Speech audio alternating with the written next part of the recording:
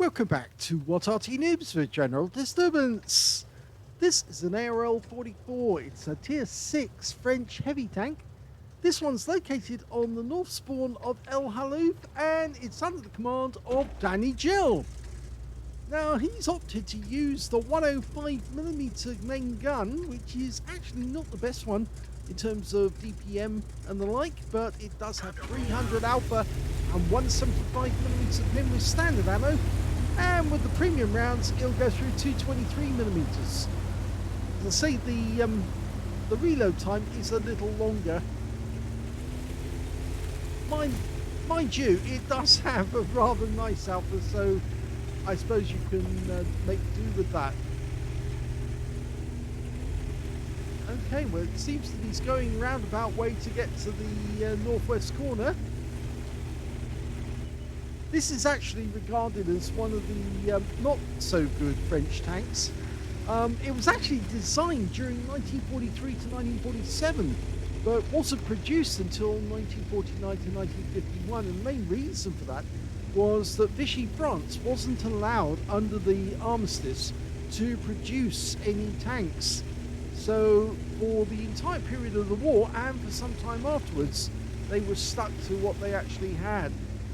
What they were trying to do was build a 35-ton tank. This is actually 50 tons in weight, and 50 and a half, but it does have a very powerful main gun. Now the armor's very well sloped, but it's not particularly thick. Styling in on that camp panzer. Oh! Sailed over the engine deck. That wasn't so good. Maybe the next shot will be better. Okay, well, it was a blind shot, so we don't know if he actually hit, but I think he did, and I think he did penetrate as well. Go for another one. Yes, he penetrated that one and got a high roll for 342, and that camp panzer's about to die. Oh, that shell shot over the top of him.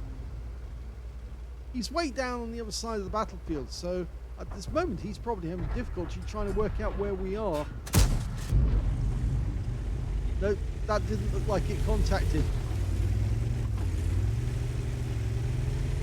No, he's not turning right to go after the other heavy tanks. In fact, we don't seem to have many tanks in the northwest corner, which is kind of unusual. He's landed in a tier 8 game with tier 6 tanks in it, so he's bottom tier.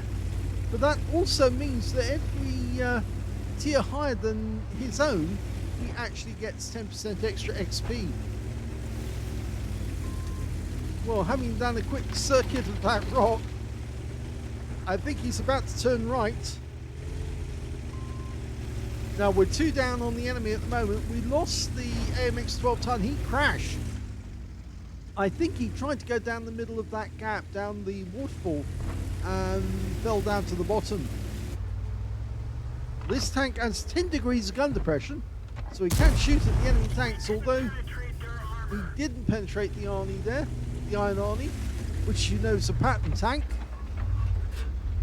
But this guy, oh, that's an E4, a T26 E4 that is, the Super Pershing. It's got extra armor, so you need to go to the side of the turret, and he does get it.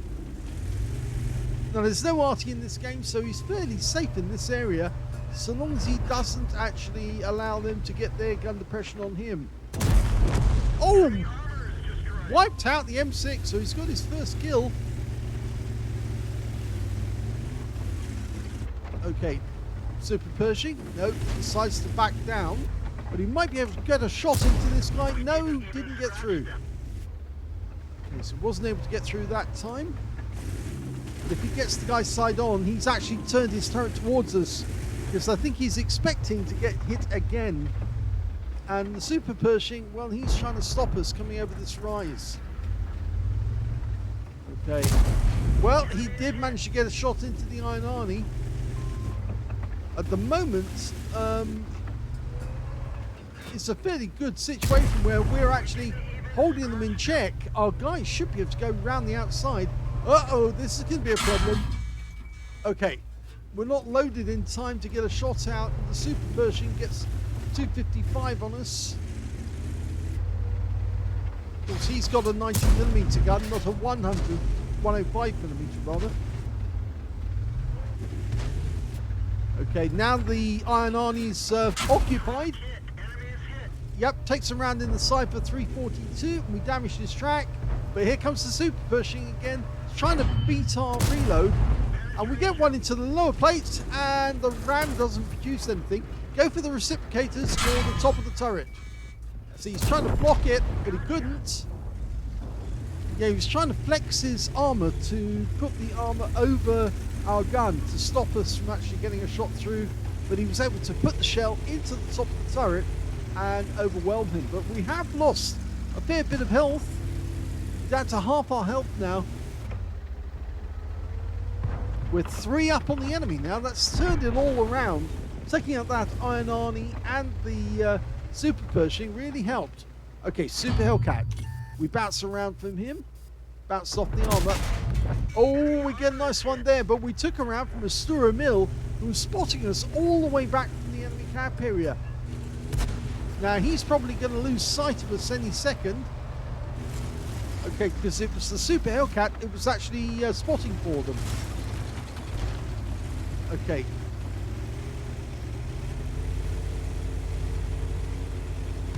That Hellcat's gone.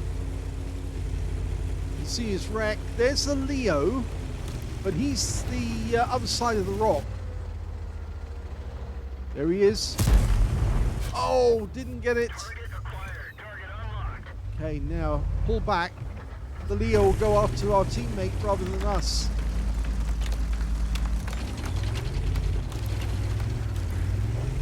Well, there's only 3 enemies left. A T-3485M, a Sture Mill, the one who hit us, and they just lost another Hellcat. This game's going to be over momentarily. You can see that danijjjel managed to get a healthy amount of damage. It'd be nice if he could get some more.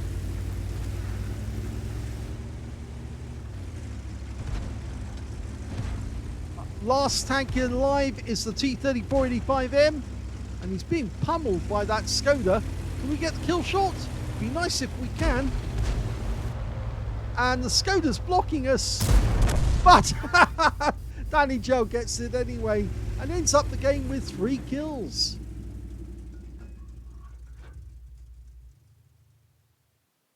Well, even though danijjjel was in an ARL 44, a tier 6 French heavy, he still managed to hold up 2 tier 8 tanks in front of him and put holes in them. And he got an ace tanker out of that game as well. He also got a bruiser medal for getting at least 5 critical hits. He got 5 exactly. And a fire for effect for doing more damage than hit points for his own vehicle. Let's have a look at the team scores. Well, he actually managed to get the highest damage in the game, but it wasn't 20% of the enemy hit pool, so he couldn't get a high caliber. He got 2,537 hit points of damage. Next highest scorer turned out to be the Sture Mill on the enemy team with 2,501. And after that, it was the Skoda T25 who managed to get 1,800. Oh, it wasn't, sorry. It was the Super Pershing. I'm wrong there. Super Pershing managed 1,891 in third place, followed by the Skoda. When it came to kills, it was the E25 did the best. He got 4 kills out of that game. 3 kills went to danijjjel, and 2 kills went to the T34 2G FTs on his own team, and also to a Panzerkampfwagen 4 Ausrung S, I think it is. Yes, the Schmaltern. He managed to get 2 kills as well.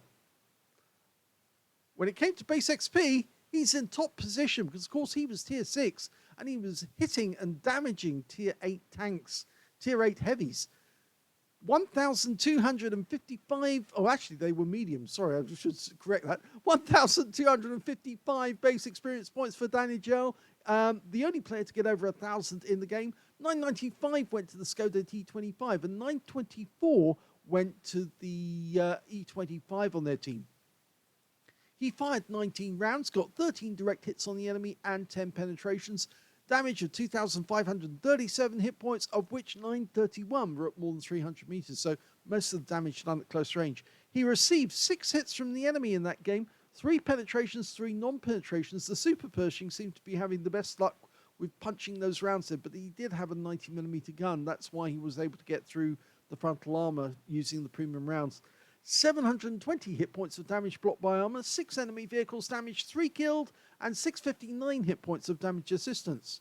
He earned 30,504 credits from the battle, and he also took away 3,766 XP, so a particularly successful game where a tier 6 heavy tank was able to hold up to tier 8 premium, yes, mind, heavy medium tanks. I mean, I say heavy medium tanks. So the Super Pershing and the Iron Arnie are both medium tanks, but they're on the heavy side. So he did exceptionally well to stop those guys and to put holes in them. So I hope you enjoyed that replay. If you did, please give this video a like. Do subscribe to our channel. Leave a little comment down below because it feeds the algorithm. And thank you for watching.